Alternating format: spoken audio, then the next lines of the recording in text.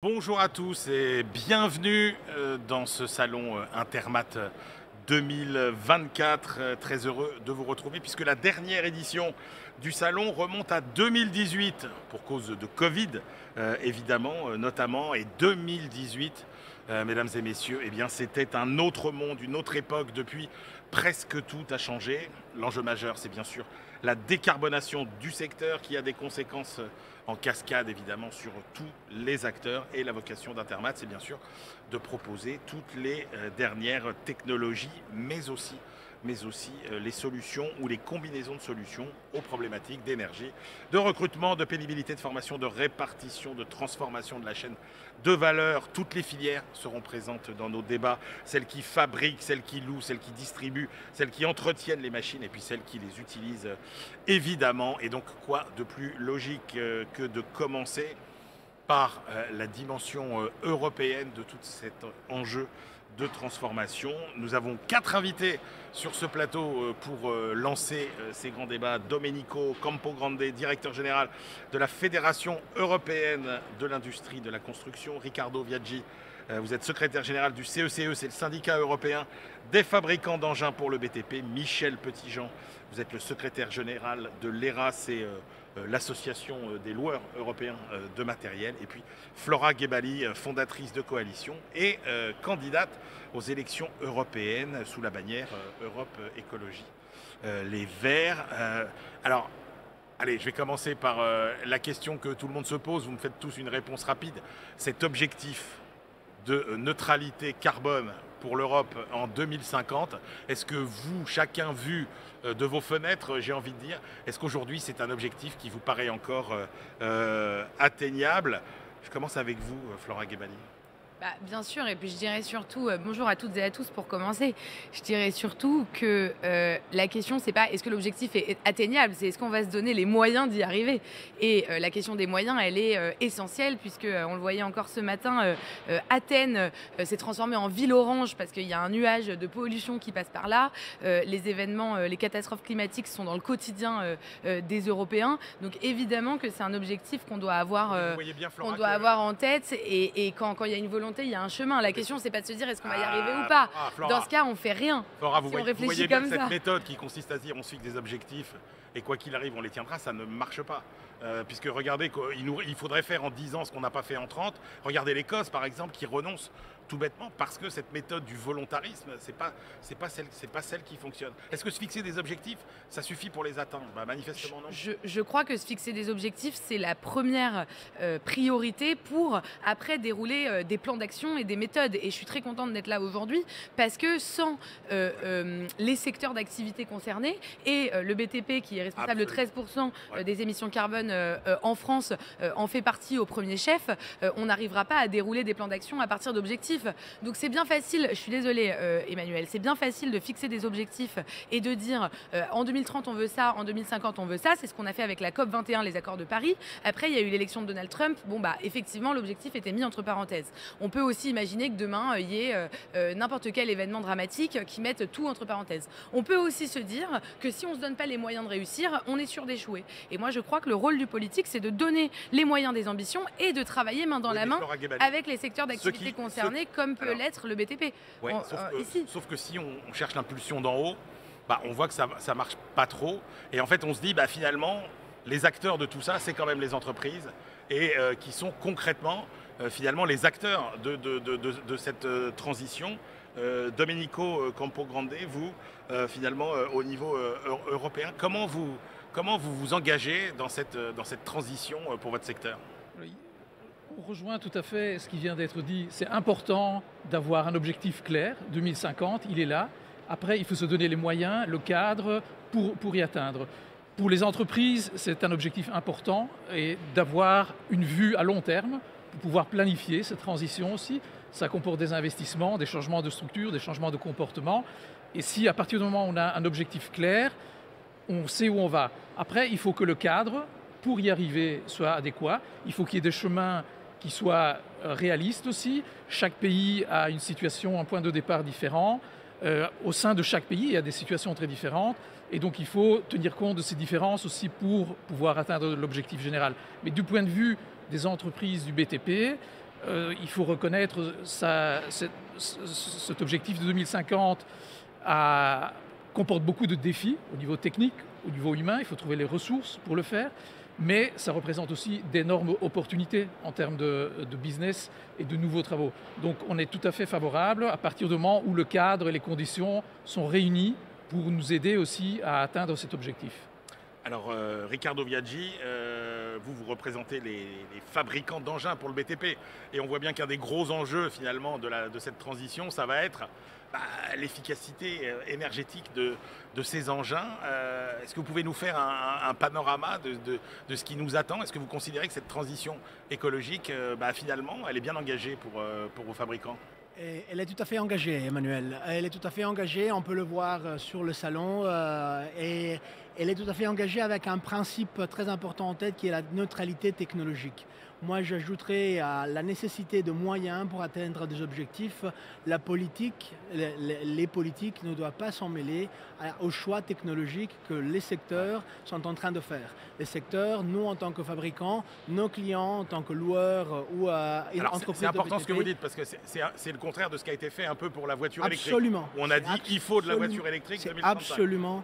Vous dites qu'il faut qu'on nous fixe l'objectif de neutralité carbone et après, laissez-nous faire. Ça, c'est le premier principe qu'on partage. En partageant l'objectif 2050 du Green Deal, on dit oui, mais laissez-nous y arriver. On a les objectifs, on n'a pas assez de moyens, donc on doit travailler sur les moyens. On est en train d'investir des centaines de millions d'euros en Europe, on est les seuls au monde à le faire, mais en plus, on nous impose des choix technologiques. Ça ne va pas. Ça ne va pas. Au niveau de la voiture et de la route, cela a été fait. Heureusement, dans notre secteur, les choix n'ont pas été faits pour l'instant. Donc on ne nous impose pas l'électricité, qui n'est pas du tout faisable dans certaines conditions quand on parle de grosses machines à l'extérieur des grandes villes dans lesquelles l'infrastructure électrique, par exemple, n'est pas là. Donc il ne faut pas imposer des choix technologiques à des secteurs pour atteindre des objectifs. Ça, c'est le premier principe que je poserai sur la table. Alors, Michel Petitjean, vous représentez les loueurs et on sait très bien que finalement beaucoup d'entreprises utilisent du matériel loué. Donc vous êtes vraiment finalement l'intermédiaire entre les fabricants et les utilisateurs. Et donc de ce point de vue finalement, de ce poste d'observation assez central, comment vous la voyez vous se développer cette transition énergétique et écologique? Alors, je répondrai que en tant que loueur, nous avons beaucoup d'avantages puisque je peux vous démontrer que la location est une activité qui est très proche de l'économie circulaire, de par l'utilisation partagée de nos matériels, de par la maintenance et la réparation constante de matériels qui sont en parfait état. Nous accompagnons nos matériels avec le maximum de sécurité et de conseils techniques. Et puis, on réutilise les matériels, on les recycle. Et donc, on couvre pratiquement la courbe de l'économie circulaire. Et donc, on pense vraiment que la location a un avenir certain dans l'économie. Mais concrètement, puisqu'on est au salon Intermat qui l'ouvre ce matin, je sais pas, donnez-nous des exemples, par exemple, d'innovation sur l'organisation des chantiers, sur les matériels, qui laissent penser que, on va vers quand même une décarbonation du secteur. Il y a beaucoup d'exemples sur le salon de machines que sont à hydrogène, que sont à batterie, à électricité, que s'alimentent avec l'électricité par câble. On a aussi une contribution à donner par les biocarburants que sont moins intensifs en carbone. Donc on a beaucoup d'exemples, mais notre secteur est un secteur dans lequel chaque machine doit être adéquate à son chantier. C'est pour ça qu'un choix technologique ne peut pas être imposé aux utilisateurs, parce que chaque chantier doit utiliser un type différent de machine. Et c'est là la panoplie d'exemples qu'on peut voir sur le salon. Je rebondis sur ce que vous dites, parce que je vais plutôt dans votre sens. Vous savez, il y a un vrai parallèle à faire entre le secteur du BTP et le secteur de l'agriculture. On l'a vu cet hiver, les agriculteurs étaient en colère à juste titre parce qu'ils avaient l'impression d'être trop mis au cœur du problème alors qu'ils sont la solution aussi. Le BTP, c'est la même chose, c'est-à-dire qu'effectivement, c'est un secteur à forte émission, 13% en France, je l'ai dit tout à l'heure, mais c'est aussi un secteur dont on ne pourra jamais se passer et qui est essentiel à notre société. Vous faites un travail, messieurs, qui est d'intérêt général et qui est essentiel, surtout si on parle du mal logement en France. Il y a 4 millions de Français, rien qu'en France, donc à l'échelle européenne, c'est bien plus, qui sont mal logés. Ce que je voulais dire par là, c'est qu'il y a des secteurs d'activité qu'on pointe du doigt et qu'on montre comme étant le problème. Or, c'est précisément de ces secteurs dont nous, les politiques, on a besoin pour avancer vers les solutions. Évidemment que dans la transition écologique, on ne peut pas dire voilà comment ça va se passer de A à Z avec des directives et des circulaires. Je crois que la colère des agriculteurs nous a bien montré que ce n'était pas durable et que tout l'enjeu du mandat européen qui s'ouvre, ça va être de travailler main dans la main avec les professionnels des secteurs. Et moi, j'ai rencontré des professionnels du BTP qui ont mis par exemple en ligne un site qui permet de récupérer tous leurs déchets sur les chantiers, et il y en a beaucoup, et qui sont précieux, alors qu'avant ils allaient à la déchetterie, et de les donner aux autres membres du secteur. Donc, il y a des vraies pistes de coopération et de collaboration sur lesquelles il va falloir travailler. Et pour moi, la solution pour mener à bien le pacte vert sur la question du BTP, c'est justement d'être capable de créer des coalitions qui sont politiques et qui mettent autour de la table les acteurs d'un secteur d'activité pour les faire avancer vers leurs solutions. Domenico Campo-Grande, justement, là on a parlé un peu matériel, mais la décarbonation c'est bien plus que ça. On voit bien que c'est aussi une organisation complètement différente sur la façon de conduire les chantiers par exemple. Parce qu'on parlait des nouvelles normes, etc. C'est sûr que quand vous avez des centres-villes maintenant qui sont interdits par exemple aux moteurs thermiques, c'est compliqué de faire venir des engins. Donc c'est quoi la réflexion aussi sur cette nouvelle façon finalement de polluer moins et de révolutionner la façon de faire des chantiers? On pourra atteindre l'objectif de décarbonation 2050 uniquement si on fait un jeu d'équipe. Alors le processus de construction est un processus complexe qui fait intervenir différents acteurs à partir du client, de l'architecte, des producteurs de matériaux, des producteurs de machines, des bâtisseurs, de l'utilisateur. Nous, en tant qu'entreprise de construction, on représente uniquement 12% des émissions de CO2 de la chaîne de la valeur complète. Ça veut dire que nous, tout seuls, même si on décarbonise complètement notre processus sur le chantier, on ne fera qu'une toute petite partie de l'exercice. Et donc, ce qui est très important, c'est que tout le monde, au sein de la chaîne de valeur, intervienne et fasse ce qu'il doit faire. Les producteurs de machines, nous, dans le choix des matériaux, dans le choix des machines, dans l'organisation des chantiers. Donc, ce qui est important, c'est qu'effectivement, qu'il y a une intégration beaucoup plus forte qui est nécessaire de toute la chaîne de valeur au sein de l'acte de construire, en fait. Riccardo Viaggi, revenons justement, vous évoquiez, Flora, le pacte vert pour l'Europe. Alors, pour rappeler, c'est la stratégie mise en œuvre pour l'Europe pour essayer d'arriver à cette neutralité carbone. Pour votre secteur, c'est plus de 70 milliards d'euros qui sont engagés. Est-ce que ce plan, pour vous, il vous paraît finalement bien dimensionné, bien calibré pour vous aider à faire cette transition écologique? On croit encore tout à fait au pacte vert, à l'objectif 2050. La dynamique est en marche, mais on pense réellement qu'à ces pactes verts, on doit maintenant y mettre à côté un pacte industriel.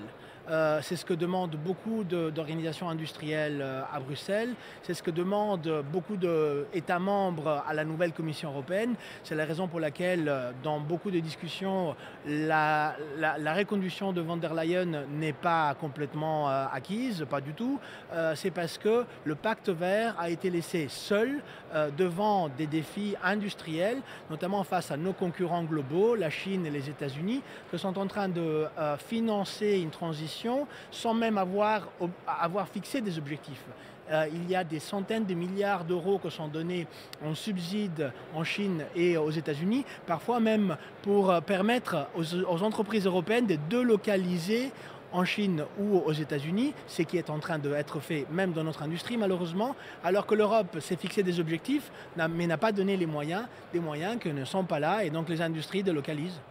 Et le rapport Draghi qui va arriver bientôt, qui a été commandé par la Commission von der Leyen, va pointer du doigt cette grande ambition environnementale qui a été laissée toute seule, sans des moyens et sans un grand plan industriel.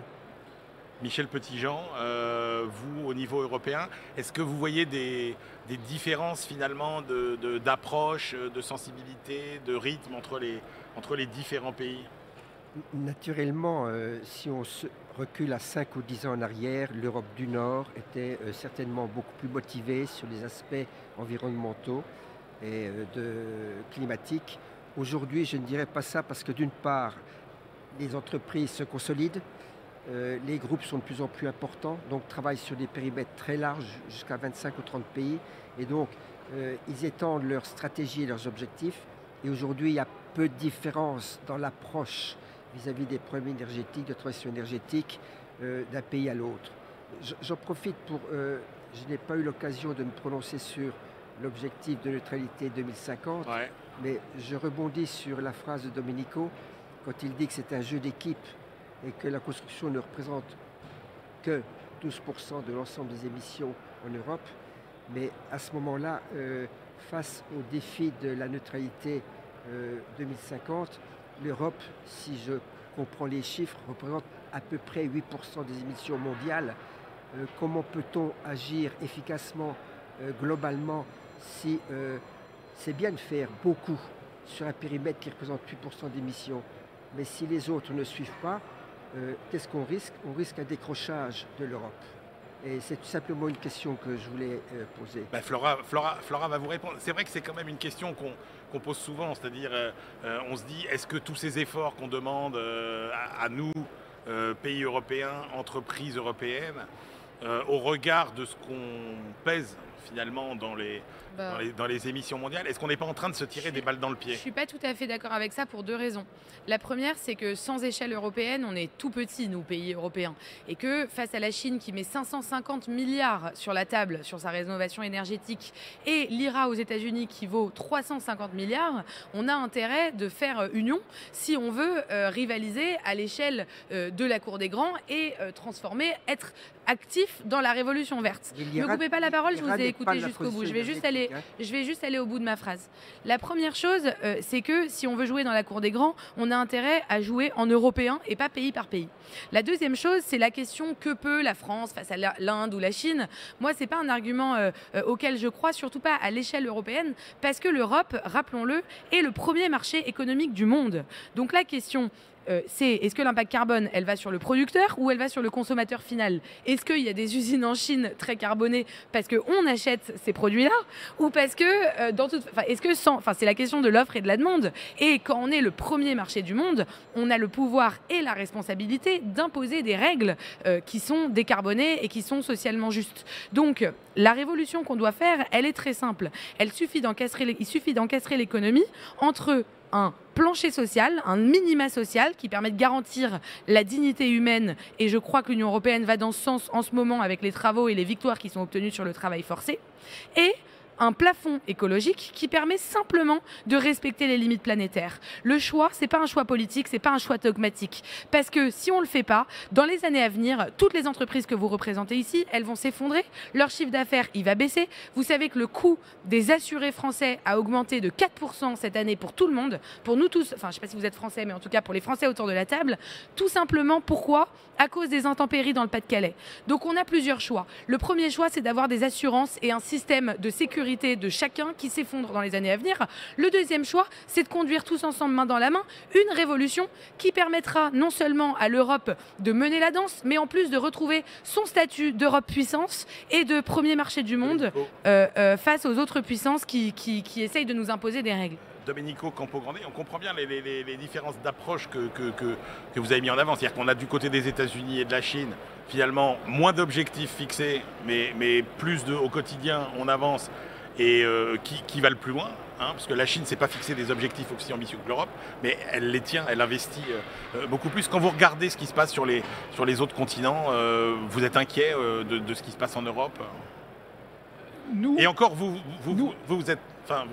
Si le marché des machines ou des produits est un marché global, le marché du BTP en tant que tel est très local. Ouais. Donc nous regardons la dimension internationale est importante parce qu'elle a des implications très fortes quand on voit la situation géopolitique, les implications que ça a eu sur les taux d'intérêt, sur l'inflation et par là sur les coûts. Quand on voit la crise qui touche maintenant le logement neuf, tout est lié. Donc même si reste un marché local, on est impacté par l'environnement global. Je voulais juste réagir sur un commentaire. Quand on parle de décarbonation, il faut se rendre compte aussi au niveau du BTP que quand on parle d'efficacité énergétique dans le nord de la Finlande ou dans le sud de l'Italie, on ne parle pas du même concept. Et donc il faut tenir compte de ces différences aussi. Hein. Riccardo Viaggi, alors vous, pour le coup, sur les matériels, hein, les fabricants d'engins, vous êtes en concurrence avec les fabricants du monde entier. Vous diriez que c'est un désavantage aujourd'hui d'être européen ? Non, je n'irai pas aussi loin. Non, on est encore dans une économie très puissante dans laquelle on fait encore beaucoup d'innovation, on fait de la formation, on a des grands défis, des défis que les autres continents n'ont peut-être pas, mais non, ce n'est pas un désavantage d'être européen dans notre secteur.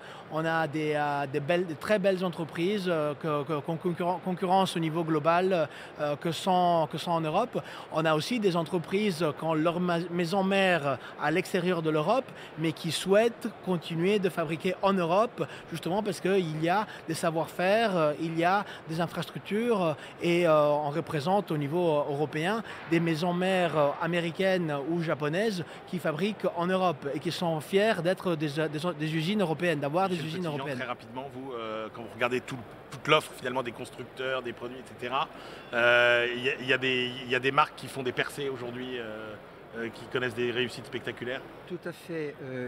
L'industrie de la location est une voie d'entrée pour la transition énergétique, à savoir que nous achetons les matériels électriques, nous achetons les matériels avec les énergies alternatives pour essayer de les faire entrer dans le marché. Nous avons de gros problèmes parce que ça suppose certains standards, notamment en matière électrique. Ça suppose que nos clients, les entreprises de construction, comprennent que nous achetons les machines beaucoup plus chères et ça, nous avons beaucoup de mal à le faire passer et c'est une limite au jeu. Donc nous sommes en plein dedans, nous faisons des efforts, mais il y a de l'accompagnement de part et d'autre. Merci beaucoup à tous les quatre.